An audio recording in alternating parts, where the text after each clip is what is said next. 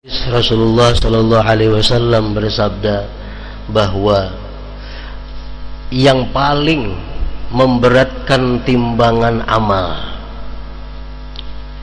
itu adalah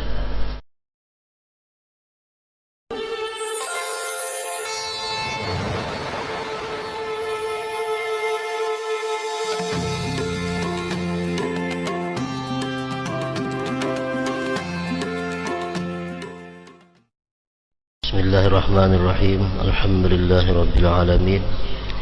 Wassalatu wassalam ala asyrafil anbiya'i wal mursalin sayyidina maulana Muhammadin wa ala alihi wa sahbihi ajma'in. Qala al-musannif al-imam al-habib Ahmad bin Zain bin Alawi al-Habsyi rahimahullah wa nafa'ana bi ulumih. Qala Allah ta'ala wa nad'ul mawazin al-qista li yawmil qiyamah fala tuzlamu nafsun syai'a wa in kana mithqala habatin min khardalin ataina biha wa kafa bina hasibin. Wa qala jalla wa ala wal waznu yawma izinil haqq faman saqulat mawazinuhu ila qawlihi ta'ala yazlimun. Fa amma man saqulat mawazinuhu fahuwa fi 'aishatir radiyah wa amma man khaffat mawazinuhu fa ummuhu hawiyah wa man istawat hasanatuhu wa sayyi'atuhu waqafa hatta yasiru insyaallah ilal jannah thumma yudha'u wa yunsabu sirat ala jahannam ilal jannah fala yasiluna ilal jannati illa ba'dal wurud ala jahannam kama fil ayah wa yamurru ala sirat kullun ala qadri taqwa wa istiqamatihi ala ta'ati rabbih fi darid dunya wa yunajjillahu alladhina ittaqaw min mufazatihim al ayah thumma nunajjil ladzina ittaqaw wa nadharu adh-dhalimina fiha jithiya. Wa amma hawdu nabiyyina Muhammad sallallahu alaihi wasallam fa huwa ashaddu bayadan min al-laban wa atyabu min al-miski wa ahla min al-asali yusabbu fihi min al-kautsar arduhu masiratu syahrin wa tuluhu kadzalik man shariba minhu syarbatan lam yazma ba'daha abada ila akhir.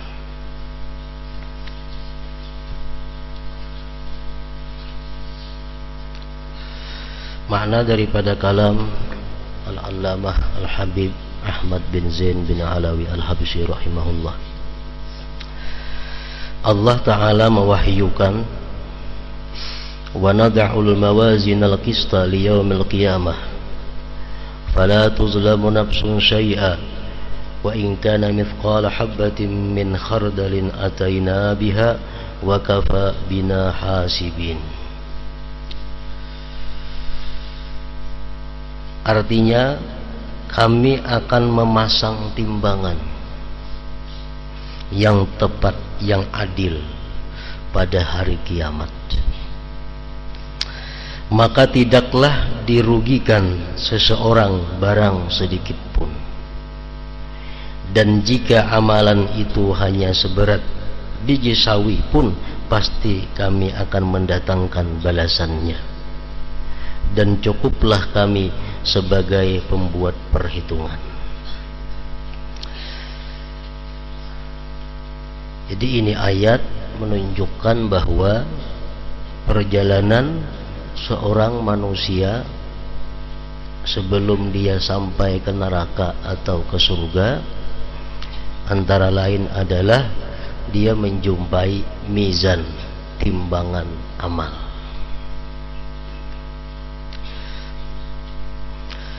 Mazhab Ahlus Sunnah wal Jamaah mengatakan bahwa timbangan amal itu nantinya ada mempunyai dua daun timbangan. Satu untuk menimbang amal kebajikan dan yang kedua sebelahnya menimbang amal kejelikan, amal kejahatan. Dan di tengah-tengah dua daun timbangan itu ada lisan, ada alamat, ada jarum yang menunjukkan berat ke mana timbangan itu. Itu mazhab Ahlus Sunnah demikian. Kemudian kayak apa bentuknya amal yang ditimbang itu?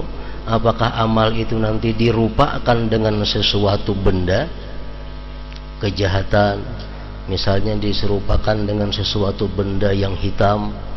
Kebaikan diserupakan nanti dengan sesuatu benda yang bercahaya.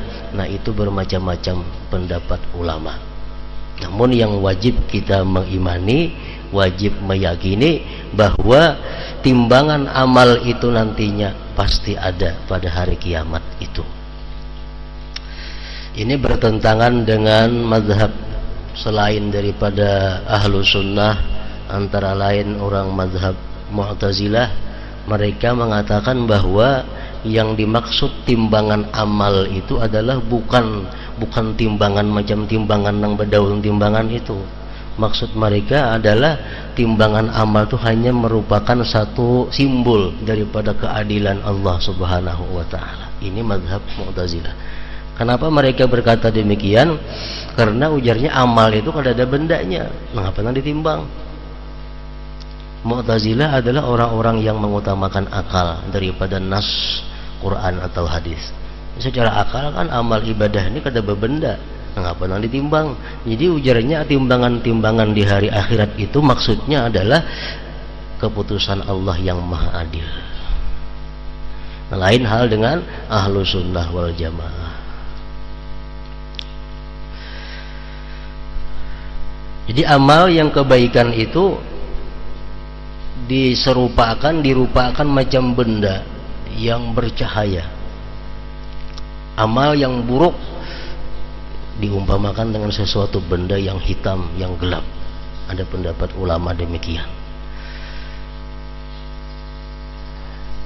Beratnya amal kebaikan satu sama lain kada rata, tergantung nilai ganjaran di sisi Allah Subhanahu wa taala.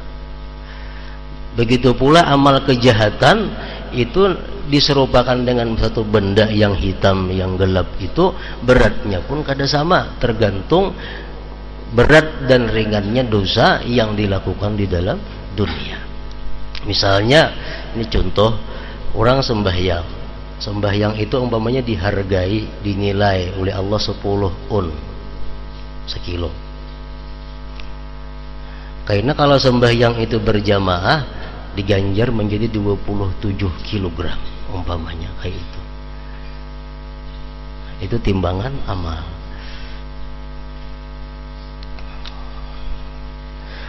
Dan timbangan amal ini dilalui oleh manusia setelah mereka dihisab.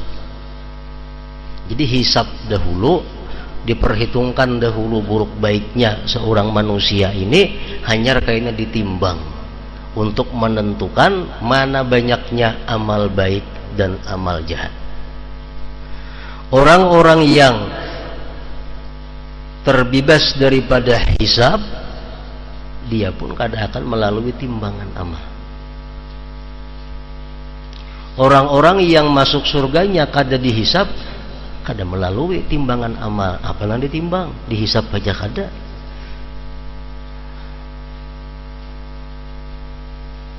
Orang-orang yang beriman, yang berbakti kepada kedua orang tuanya, masuk surga juga ya dihisab. Berarti kada menemui hisab, kada menemui timbangan. Perempuan-perempuan yang beriman, yang bakti dan patuh kepada suaminya, masuk surga tanpa hisab. Ini perempuan kada melalui hisab dan timbangan. Orang-orang yang mati dalam keadaan menuntut ilmu agama, matinya masuk surga tanpa hisab. Artinya kada melalui timbangan dan hisab. Orang-orang yang tiap malam bangun beribadah kepada Allah, matinya pun tanpa hisab, artinya tanpa melalui timbangan.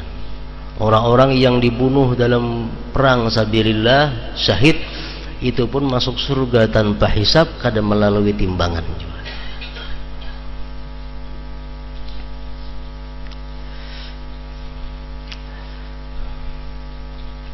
Imam Ghazali mengatakan, beliau mengutip daripada perkataan Sayyidina Umar, kalau kita ingin mendapatkan hisab yang mudah di hari akhir nanti, maka hendaklah dalam dunia terlebih dahulu kita suka menghisab diri sendiri. Barang siapa yang ingin di timbangan amal nanti mudah, timbangan kebajikannya lebih berat daripada timbangan keburukannya, maka hendaklah dia di dalam dunia menimbang sendiri amal perbuatannya. Maksudnya menimbang apa? Setiap hendak melakukan sesuatu ditimbang dulu dengan syara, dengan hukum Allah. Bila mana bercucukan dengan hukum Allah, hanya dilakukan perbuatan itu. Nah, orang-orang yang dalam dunia ini sudah berdahulu menimbang amal perbuatannya, nanti di akhirat akan mudah menghadapi timbangan. Ini kalau mereka-mereka yang matinya itu di luar daripada golongan yang masuk surga bighairi hisab tadi. Kalau yang sudah bighairi hisab sudah mendapat keberuntungan luar biasa.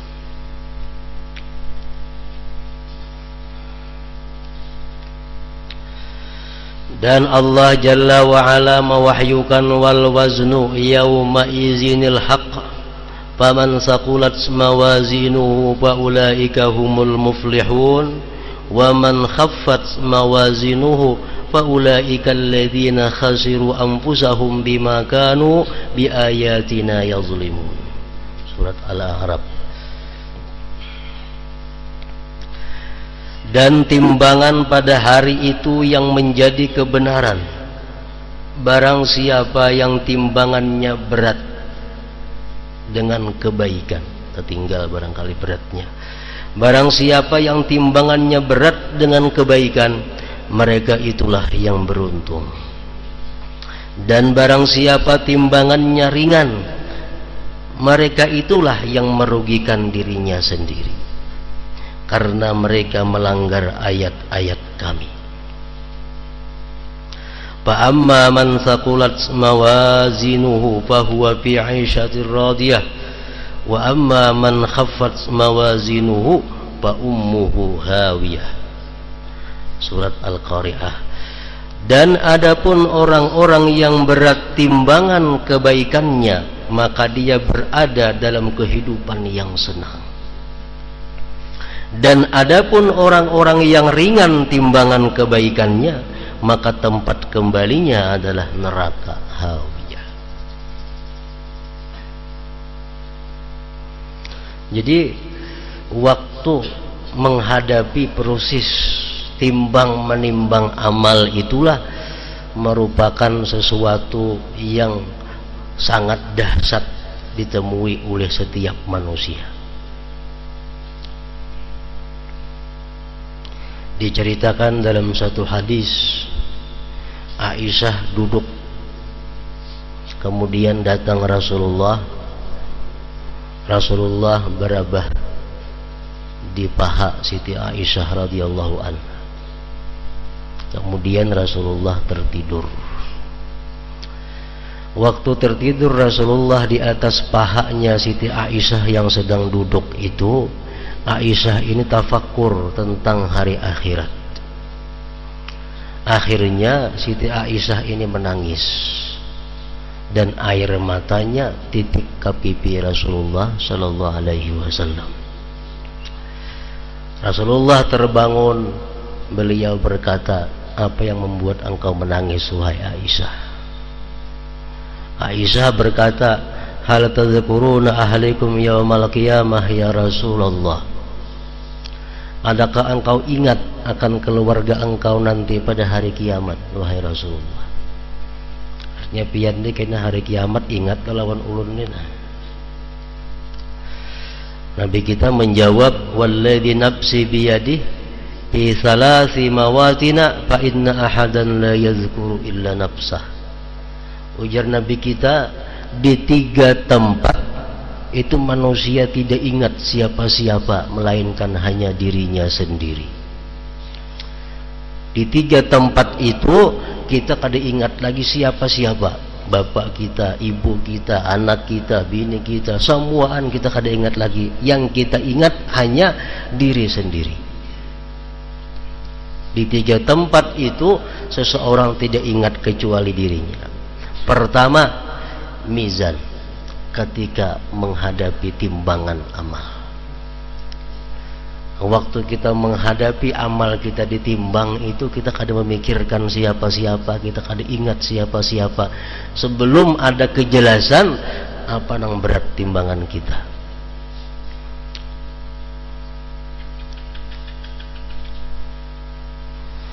Di waktu timbangan amal itulah kita berkikih mencari untuk memberati timbangan kebaikan itu.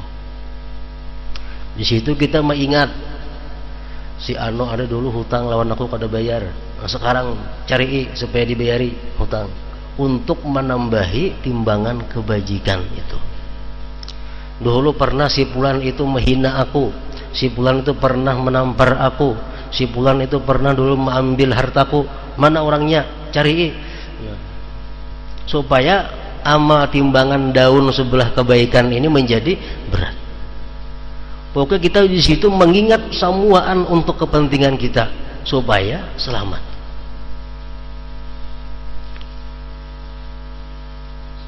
Ada orang hutang-hutang nang kada bayar, becarian di situ. Ada orang-orang yang pernah membunguli kita, yang pernah menipu kita. Pokoknya setiap orang-orang yang ada punya hak dengan kita, kita cari. Walaupun itu anak bini kita seorang. Kayak Quran mengisahkan pada hari itu seseorang lari menghindar daripada anaknya, menghindar daripada bininya, menghindar daripada saudaranya. Kenapa? Karena ini masing-masing mencari hak yang belum terbayarkan kepada seorang.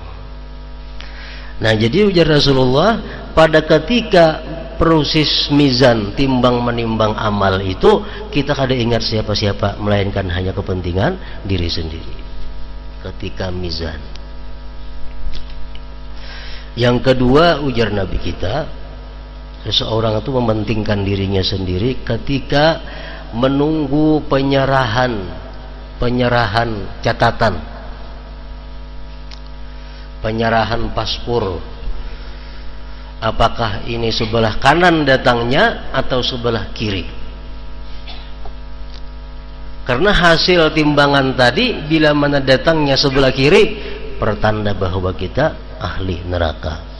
Bila mana datangnya dari sebelah kanan, maka itu adalah menunjukkan kita penghuni surga. Nah, waktu kita menunggu diserahkannya hasil timbangan itu pun pikiran kita hanya diri kita sendiri, kada ingat siapa-siapa juga pun.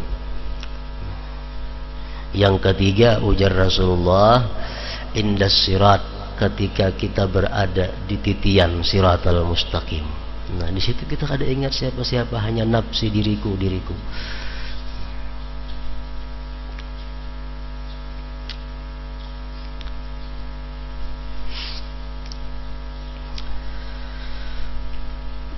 Dalam beberapa hadis Rasulullah sallallahu alaihi wasallam bersabda bahwa yang paling memberatkan timbangan amal itu adalah orang-orang yang sabar dalam menghadapi hal-hal yang tidak diinginkannya. Itu yang paling memberatkan timbangan kebaikan kita. Kenapa? Karena Allah mengatakan bahwa orang-orang yang sabar itu pahalanya tanpa bisa dihitung. Kalau pahala kebajikan 10 sampai berapa? 700 gandanya. Sedangkan pahala orang-orang yang sabar di dalam dunia ini kada kau dihitung. Ada orang yang sudah menang timbangan kejelikannya, namun begitu didatangkan pahala dia ini sabar dalam kefakiran hidupnya, maka seluruh timbangan kejelikan tadi menjadi ringan karena dimasuki oleh pahala sabar dalam penderitaan hidup itu. Sehingga ujar Rasulullah, pada ketika itu setiap orang menyesal menjadi orang yang tidak fakir di dalam dunia itu, melihat betapa beratnya balasan pahala sabar dalam fakir miskin dalam dunia ini.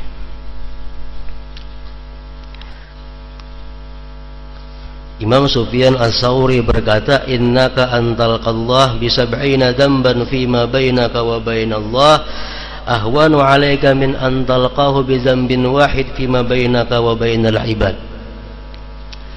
Ujar Sufyan Tsauri, engkau nanti bertemu Allah membawa 70 dosa antara engkau dengan Allah lebih inting daripada engkau membawa satu dosa yang berkaitan dengan ibad hamba-hamba Allah subhanahu wa ta'ala. Termasuk kita menipu orang, membunguli orang, mengambil harta orang, menggibah orang, merusak kehormatan orang, mengaibkan, memalukan orang, membongkar kejahatan orang. Nah, itu dosa dengan hamba-hamba Allah. Itu yang sangat membahayakan dalam timbangan amal itu. Berapa lawasnya proses kita dalam timbangan amal itu? Dalam hadis disebutkan bermacam-macam. Ada bahkan sampai yang 1000 tahun, hitungan tahun dunia ini hanya tuntung proses amalnya ini. Selama proses timbangan amal itu belum selesai, kita dalam keadaan huru hara yang luar biasa.